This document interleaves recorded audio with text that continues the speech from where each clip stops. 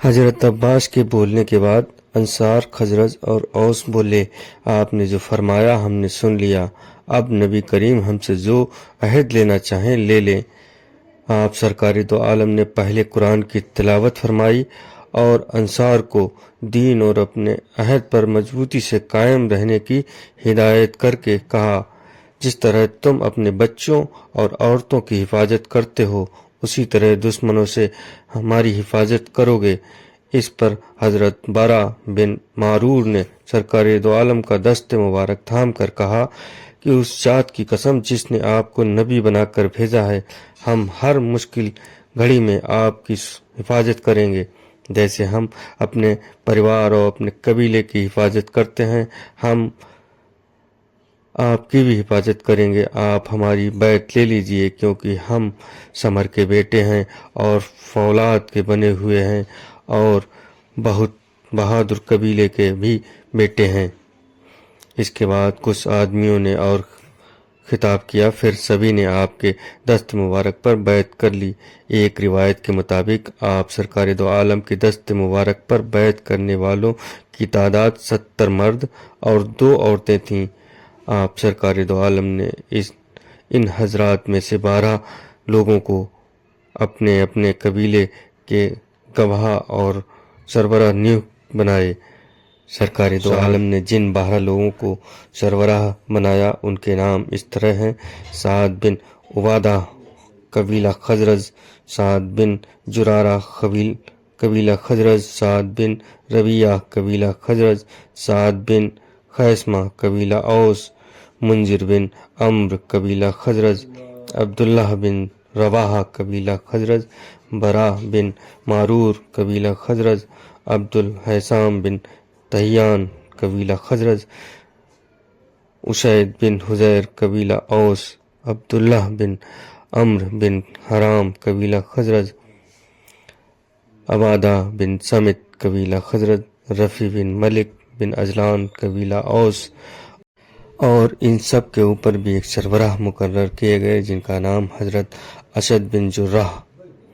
سیرت اور تاریخ کی زیادہ تر کتابوں میں اوپر بتائے ہوئے 12 حضرات کے نام ملتے ہیں، لیکن کچھ کتابوں میں ایک نام پر اختلاف بھی پایا جاتا ہے۔ وہ اس طرح ہے: حضرت ابو الحسام بن تہیان کے اس نام پر ریفع بن عبد المنذر بنو اوس کا نام پایا جاتا ہے۔ ان 12 سرداروں میں بھی افراد خزرج کے 9 تھے اور 3 اوس کے تھے۔ ان دونوں قبیلوں کو سرکار دو عالم نے انصار کا لقب دیا، جس کے معنی ہوتے ہیں مددگار۔ اسلام میں حقیقت یہی ہے کہ اسلام کے سب سے بڑے مددگار یہی تھے۔ انہوں نے مدینے کو اسلامک تبلیغ کا مرکز بنانے دیا، انہوں نے جنگوں میں سرکار دو عالم کا ساتھ دیا، اور انہوں نے سرکار دو عالم کے لیے اپنے رشتہ دار یہودی اور مشرک قبیلوں سے رشتے ختم کر دیے۔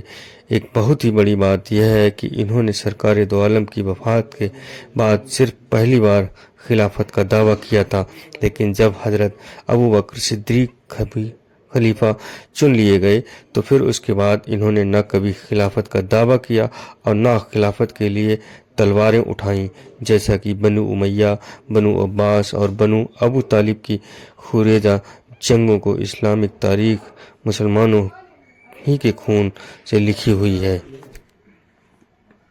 یہاں ہم انصار کی تعریف اپنے لفظ میں نہیں بلکہ سرکار دو عالم کے الفاظوں میں پیش کریں گے، جس میں ان کی شان اور مرتبے پر روشنی پڑ سکے۔ سرکار دو عالم نے فرمایا، تمہارا خون میرا خون ہے، تمہاری عزت میری عزت ہے، میں تم سے ہوں، تم مجھ سے ہو، جس سے تم جنگ کرو گے اس سے میں جنگ کروں گا، اور جسے تم سلامت رکھو گے اسے میں سلامت رکھوں گا۔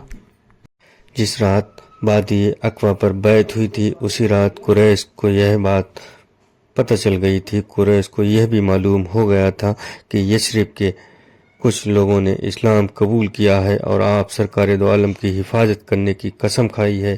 دوسرے دن صبح ہی قریش مینا کے خزرج کے خیموں پر پہنچ گئے اور انہوں نے کہا کہ اے گروہ خزرج، ہمیں معلوم ہوا ہے کہ تم یہاں ہمارے ساتھی محمد سے ملنے کے لیے آئے ہو اور تم انہیں یہاں سے لے جانا چاہتے ہو، ساتھ ہی ہمارے سے جنگ کرنے کی قسم اٹھائی ہے تم نے۔ خدا کی قسم، عرب کے کسی قبیلے سے جنگ کرنا ہمیں اتنا برا نہیں لگتا جتنا تم سے جنگ کرنا لگے گا۔ پھر قریش نے لوگوں سے کڑائی سے پوچھ تاچھ کی، لیکن سبھی نے کہا کہ ایسی کوئی بات ہم نہیں جانتے۔ جن لوگوں سے قریش نے پڑتال کی وہ سبھی لوگ مشرک تھے جنہیں کسی طرح کی کوئی معلومات نہیں تھی۔ قریش نے عبداللہ بن ابی سے بھی پوچھا، جو کہ خزرج کا بڑا سردار تھا۔ اس نے اسے جھوٹا آروپ اور مکہ اور یثرب کے بیچ لڑائی کرانے کی ایک سازش بتایا۔ جب مینا سے کچھ لوگ یثرب کے لیے روانہ ہونے کی خبر قریش کو ملی تو انہوں نے ان کا پیچھا کیا۔ انہیں راستے میں سعد بن عبادہ مل گئے۔ وہ انہیں اونٹ کے پیچھے باندھ کر مکہ لے آئے، جہاں انہیں طرح طرح کی تکلیفیں دینے لگے، ان کے ساتھ مار پیٹ کی اور ان کے بال نوچے۔ سعد بن عبادہ نے جب مطعم بن عدی اور حارث بن امیہ کا نام لے کر پکارا تو انہوں نے آ کر انہیں چھڑایا، کیونکہ وہ سعد بن عبادہ کو جانتے تھے۔ سرکار دو عالم نے جب صحابہ کو یثرب کے لیے ہجرت کرنے کا حکم فرما دیا تو حضرت بارہ بن عازب کے قول کے مطابق مصعب بن عمیر اور عبداللہ بن ام مکتوم کے بعد باضابطہ حکم سے پہلے حضرت ابو سلمہ اپنے پریوار کے ساتھ مکہ سے یثرب کے لیے نکل پڑے۔ اس بارے میں ابو اسحاق کی روایت ہے کہ حضرت ابو سلمہ، جو کہ کچھ ہی وقت پہلے حبشہ سے لوٹ کر آئے تھے، اپنی بیوی حضرت ام سلمہ اور اپنے بیٹے سلمہ کو ایک اونٹ پر سوار کر کے یثرب کی اور روانہ ہو گئے۔ جب بنو مغیرہ کو اس بات کی خبر ہوئی تو انہوں نے آپ کا راستہ روک لیا اور کہا کہ تم یہاں سے جا سکتے ہو، لیکن ہماری بیٹی ام سلمہ کو نہیں لے جا سکتے۔ ام سلمہ شوہر کے ساتھ جانے کے لیے روتی رہیں، لیکن انہوں نے ماں اور بیٹے دونوں کو جبراً اونٹ سے اتروا لیا۔ اس بات کی خبر ابو سلمہ کے قبیلے والوں کو لگی تو وہ بھی وہاں پہنچ گئے اور انہوں نے بنو مغیرہ سے کہا، اگر تم ہمارے بھائی کے ساتھ اپنی بیٹی کو نہیں بھیجنا چاہتے تو پھر اس بچے کو تم نہیں رہ سکتے۔ یہ کہتے ہوئے انہوں نے ام سلمہ کی گود سے بچے کو چھین لیا۔ ابو سلمہ اور بچے کو چھوڑ کر یثرب چلے گئے۔ حضرت ام سلمہ مہینوں شوہر اور بچے کے لیے روتی رہیں۔ ام سلمہ کا رونا اور دکھ دیکھ کر عثمان بن طلحہ، یہ وہ عثمان بن طلحہ ہیں جن کے پاس کعبے کی چابیاں رہتی تھیں، نے جو کہ ام سلمہ کے چچا زاد بھائی تھے، بنو مغیرہ اور ابو سلمہ کے خاندان والوں کو برا بھلا کہا اور پھر بچے اور ماں کو یثرب چھوڑ کر آئے۔ دین سے محبت اور سرکار دو عالم سے وفاداری کی یہ ایک بے جوڑ مثال ہے۔ دوسری اور مشرکوں کی کمزرفی کا یہ ایک ثبوت ہے۔ ایک روایت یہ ہے کہ ام سلمہ 1 سال بعد اپنے بچوں کے ساتھ اکیلی مدینہ کے لیے نکل گئیں۔ عثمان بن طلحہ انہیں راستے میں ملے۔ حضرت صہیب رومی پہلے غلام تھے لیکن بعد میں آزاد ہو گئے اور مکہ ہی میں رہنے لگے۔ اپنے